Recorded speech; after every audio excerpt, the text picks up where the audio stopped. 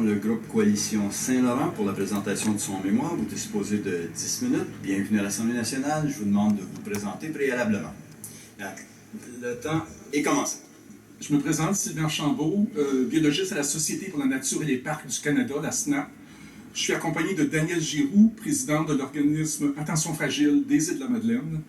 Et tous les deux, nous sommes porte-parole de la Coalition Saint-Laurent. Monsieur le Président, Monsieur le Ministre, membres de la Commission, tout d'abord, nous vous remercions grandement de nous avoir invités à venir présenter le mémoire de la Coalition Saint-Laurent sur le projet de loi 106, et plus précisément sur l'article 24, qui édicte la loi sur les hydrocarbures, une loi qui est attendue depuis plus de 6 ans. La présence de la Coalition Saint-Laurent est d'autant plus importante que parmi les groupes qui vont s'adresser à vous cette semaine, il semble que nous soyons les seuls à se pencher entièrement sur les milieux marins. La Coalition Saint-Laurent est un regroupement de 80 organismes d'horizons très divers, des municipalités, des associations touristiques, des pêcheurs, des groupes environnementaux, plusieurs nations autochtones et finalement plus de 5000 citoyens. Tous ces groupes, tous ces gens ont une chose en commun. Ils partagent une passion pour le Saint-Laurent dans toute son immensité. Ils partagent aussi des craintes face à la possibilité que l'industrie pétrolière s'implante dans le Golfe, une possibilité qui est de plus en plus réelle. La coalition regroupe des gens de 5 provinces riveraines du Golfe, parce que les impacts de cette industrie risquent d'affecter sans discrimination les 5 provinces côtières. L'objectif premier de la coalition Saint-Laurent, c'est l'instauration d'un moratoire sur l'ensemble du Golfe du Saint-Laurent, incluant les autres provinces.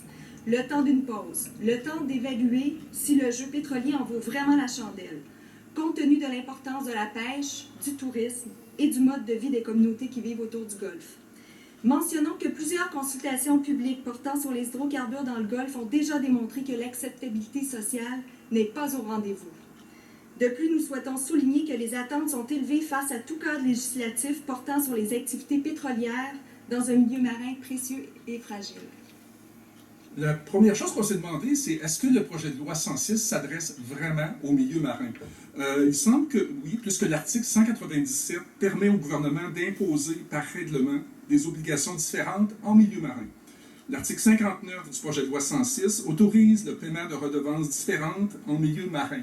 On a trouvé 3 mentions de mot milieu marin dans l'ensemble du projet de loi. Mais de quel milieu marin s'agit-il? Il faut se rappeler l'accord qui a été signé avec le Canada en 2011 sur la gestion conjointe des hydrocarbures extra-côtiers.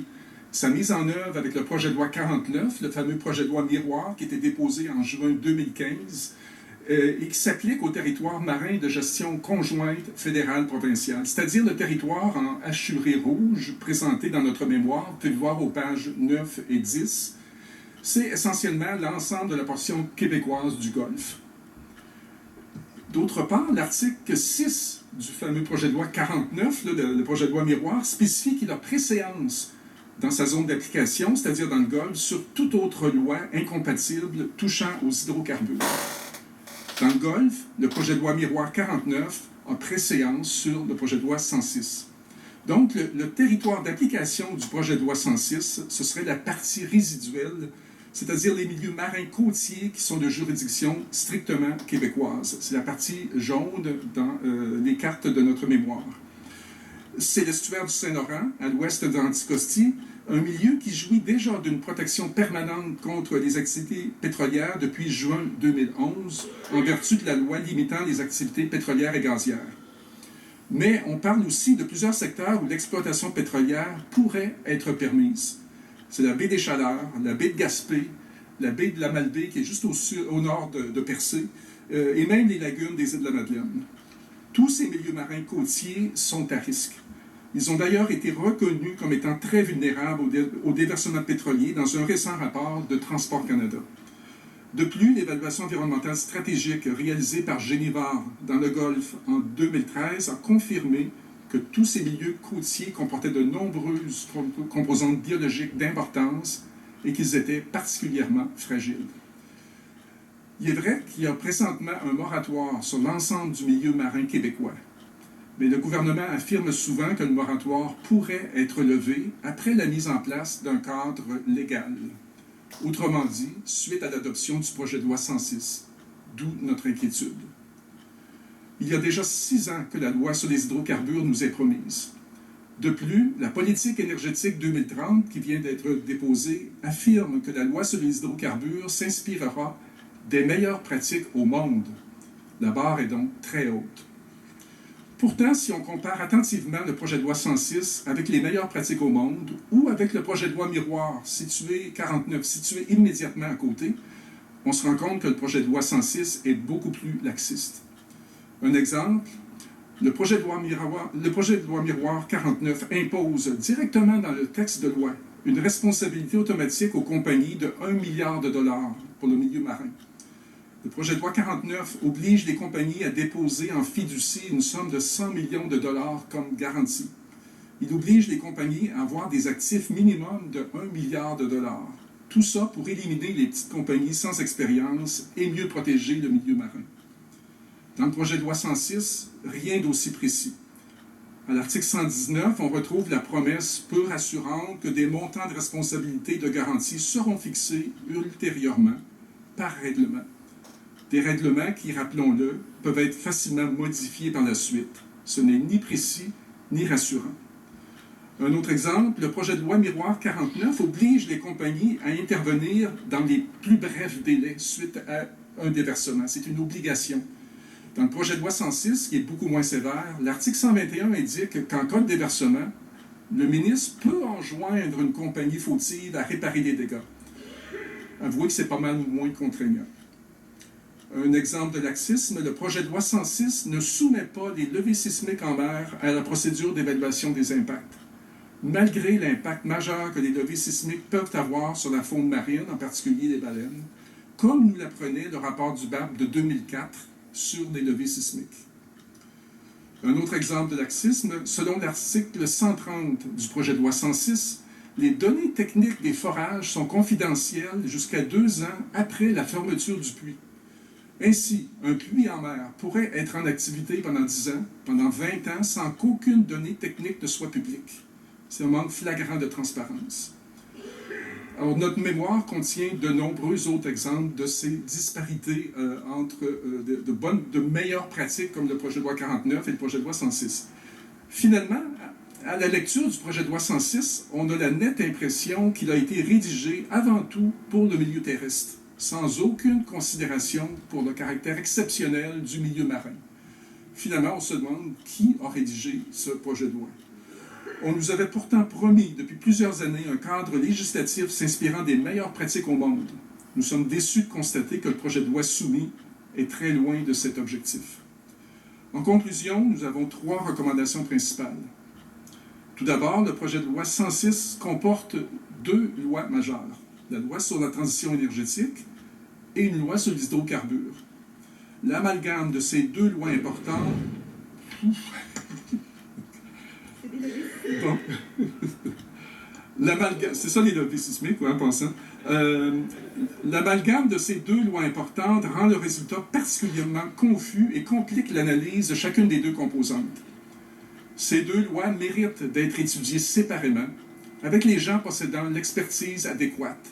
Nous recommandons donc de scinder en 2 le projet de loi 106 pour le remplacer par un projet de loi spécifique à la transition énergétique, un projet de loi spécifique aux hydrocarbures. Deuxièmement, compte tenu des lacunes majeures liées au projet de loi, compte tenu de son laxisme face au milieu marin, compte tenu du caractère particulièrement fragile des milieux marins côtiers sur lesquels le projet de loi s'appliquerait, nous proposons d'exclure tout ce qui est marin de ce projet de loi. Autrement dit, établir clairement, dès le début, que l'article 24, qui dicte la loi sur les hydrocarbures, ne s'applique qu'aux milieux terrestres. Finalement, nous proposons de protéger ces milieux marins de juridiction québécoise contre toute activité pétrolière, et ce de façon permanente, par l'entremise de la loi limitant les activités pétrolières et gazières. En juin 2011, cette loi avait permis de protéger l'ensemble des eaux du Saint-Laurent à l'ouest d'Anticosti jusqu'à la frontière de l'Ontario. Parce que selon les experts, ce milieu n'était pas propice aux activités pétrolières et gazières. Le gouvernement d'alors avait révoqué l'ensemble des permis situés dans le lit du fleuve et sur ces îles et sans compensation monétaire, un geste que nous avions salué à l'époque en commission parlementaire. Nous proposons au ministre de poursuivre dans cette voie et d'amender la loi limitant les activités pétrolières et gazières pour y inclure tous les milieux marins de juridiction purement québécoise. Des milieux marins qui ne sont pas compris dans le projet de loi Miroir 49. Je vous remercie pour la présentation. C'est tout le temps que nous avions. Vous pourrez compléter votre échange avec le ministre qui dispose d'un bloc de 12 minutes 30. Merci infiniment. D'abord, mes salutations à M. Archambault et Mme Giroux. Je suis très heureux de vous avoir ici, puis je suis content qu'on ait pu finalement inclure parce que vos propos sont tout à fait pertinents. Vos propos et probablement le fait qu'il y ait un moratoire. Puis d'ailleurs, en passant, je ne sais pas qui a dit que ce moratoire-là pourrait être levé, parce que, en tout cas, c'est pas moi, puis j'ai pas entendu personne du gouvernement le dire, mais en tout cas, le fait qu'il y ait actuellement un moratoire a fait en sorte que probablement on n'a pas effectivement dans ce projet de loi-là porté toute l'attention nécessaire à la question du milieu marin. Et je comprends que sur ces questions-là, il y a un peu un enchevêtrement juridique là, qui existe. Et il est clair que de notre côté, on va devoir retravailler ces questions-là. Alors, je voulais simplement vous le dire en commençant, en disant essentiellement que plusieurs de vos propos sont tout à fait pertinents. Et donc, je vous remercie de cette contribution que vous faites à l'amélioration de ce projet de loi. Maintenant, ma question, évidemment, vous savez que nous avons déposé un projet de loi 49, il y a des permis qui existent, mais il n'y a pas véritablement d'activité au moment où on se parle. Et évidemment, les chances qu'il y ait de l'activité demeurent extrêmement réduites. Maintenant, ceci étant dit, vous avez vu le contenu du projet de loi 49. Est-ce que les mesures qui sont à l'intérieur de ce projet de loi 49 qui n'a jamais été adopté, mais est-ce que les mesures sécuritaires qui s'y retrouvent vous semblent adéquates? Monsieur Archambault. Oui, merci de cette question. Merci de nous ouvrir la porte. Le projet de loi 49, effectivement, on l'a beaucoup étudié et je pense qu'on en reparlera un jour lorsqu'il sera vraiment à l'étude. On parle de meilleures pratiques au monde. En Norvège, au Danemark, au Groenland, le plafond de responsabilité est illimité. C'est-à-dire qu'une compagnie cause un dommage et elle est responsable de ce dommage, peu importe le montant. Et ici, on a une limite de 1 milliard. C'est-à-dire que si le dommage est supérieur à 1 milliard, on doit prouver en cours que la compagnie est fautive, a commis une négligence, ce qui peut être relativement difficile. Ça, c'est un exemple. Il y a quelque chose dans le projet de loi 49 qui nous achète beaucoup, c'est que ce montant de 1 milliard peut être baissé au besoin. Si, par exemple, on juge que le travail fait, le forage fait, ne pourrait pas causer des dommages jusqu'à 1 milliard. Donc, cette possibilité de baisser le montant, c'est quelque chose aussi qui nous inquiète. Et c'est quelque chose qui avait été dénoncé par le NPD, le Parti libéral fédéral, au moment où ça s'était discuté à Ottawa. Donc, le projet 49, oui, est beaucoup supérieur à 106, mais a énormément de lacunes, et ça, on en discutera lorsqu'il sera étudié en commission parlementaire. Monsieur le ministre. En fait, vous demandez un fonds pour financer toutes les problématiques avec montant illimité. C'est un peu ça que je comprends de votre propos. S'il y avait un montant illimité de responsabilité, ça serait déjà un pas dans la bonne direction. Il faut dire que le 1 milliard, il y a 2 ans, c'était 30 millions. C'était un montant ridicule. On l'a augmenté à 1 milliard, ce qui est déjà un pas dans la bonne direction, mais un montant illimité de responsabilité serait vraiment quelque chose d'adéquat. Monsieur le ministre. Est-ce que, la question est bien simple, est-ce qu'il y a un endroit où vous voyez des possibilités pour justement faire, je dirais, de l'exploration d'hydrocarbures, ou pour vous, le moratoire devrait être permanent partout? Monsieur Archambault. Oui, dans le cadre de cette commission, là, on s'adresse aux milieux marins strictement québécois, qui sont, on en parle dans notre mémoire. sur ces milieux marins strictement québécois, qui sont toujours très près de la rive. On est toujours à une dizaine de kilomètres, quelques kilomètres de la rive, des milieux côtiers, beaucoup d'activités humaines. Et dans ces milieux-là, on demande un moratoire permanent. On demande tout simplement d'amender la fameuse loi 18 et d'inclure ces milieux-là, comme on avait fait en juin 2011 pour protéger l'ensemble de l'estuaire jusqu'à la pointe ouest d'Anticosti. À notre sens, c'est des milieux qui sont fragiles, qui sont côtiers. Imaginez, c'est le sud de la Gaspésie, la baie des Chaleurs, ça mériterait protection permanente. Monsieur le ministre. J'aimerais vous poser la question qui, je pense, est aussi importante, même si le projet est à toute fin pratique au point mort.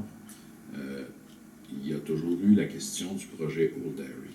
Et la question du projet Old Harry est très délicate parce que, d'une part, le Québec étant dans un territoire conjointement avec le fédéral, puis avec Terre-Neuve et tout ça, et on est dans une situation, et compte tenu que Terre-Neuve actuellement a une problématique financière assez élevée, le danger, on a toujours vu ça un peu comme ça, c'est que on risque de se retrouver, si jamais un jour il y avait un projet de ce type-là, dans une situation très délicate, parce que nous, évidemment, on veut protéger les pêcheurs des îles, mais on veut également ne pas se retrouver avec Terre-Neuve qui déciderait de procéder de son côté. Et là, on aurait tous les désavantages de la même façon que si on procédait nous-mêmes, et on n'aurait aucun bénéfice financier. Alors, avez-vous réfléchi un peu à cette problématique de Old Harry, Monsieur Archambault. Merci. Ça fait plus de 6 ans qu'on réfléchit justement à la problématique de Old Harry. Pour mettre les choses au clair, Old Harry, c'est à notre sens un gros ballon qui est en train de se dessouffler tranquillement. L'Institut national de recherche scientifique, récemment, dans une étude qui a été commandée dans le cadre de l'ES global sur les hydrocarbures, nous révèle que le potentiel probable de Old Harry serait de 95 millions de barils et non pas les 4-5 milliards que la compagnie prétend, la compagnie Corridor, et sans aucune étude scientifique indépendante. Donc ça, c'est un chiffre qui était très, très, très gonflé. La compagnie Corridor est en chute libre, ses actifs décroissent à une vitesse incroyable. Les derniers états financiers qui sont sortis la semaine dernière, encore une fois, la compagnie s'en va presque en banqueroute. Terre-Neuve a les yeux, si vous suivez vraiment la situation à Terre-Neuve, Terre-Neuve a les yeux fixés sur l'Atlantique. C'est là que ça se passe, c'est là que les compagnies investissent des milliards en exploration. Dans le Golfe, c'est complètement mort. Allez à Terre-Neuve, parlez aux politiciens, on est allé à plusieurs reprises à Terre-Neuve, parlez aux politiciens, et personne ne s'inquiète du Golfe. On n'est pas là, c'est pas là que ça se passe, c'est dans l'Atlantique. Donc, à notre sens, Old Harry, c'est quelque chose qui va mourir tranquillement avec les prix du pétrole actuellement. C'est peut-être du gaz naturel qui est là. Il n'y a pratiquement aucun intérêt. Donc, on travaille beaucoup à Terre-Neuve dans ce sens-là. Et on aimerait que les provinces travaillent ensemble aussi. C'est une de nos recommandations, que les 5 provinces s'assoient ensemble pour voir le Golfe. Qu'est-ce qu'on fait avec ça? Surveiller avec Terre-Neuve, mais je dois dire que les relations sont difficiles depuis de nombreuses années, mais j'entends bien votre message. Peut-être le député des îles. Oui, je pense qu'il y a un député qui est très intéressé par la question, et vous le comprendrez, c'est le député des Îles-de-la-Madeleine. Je vous laisse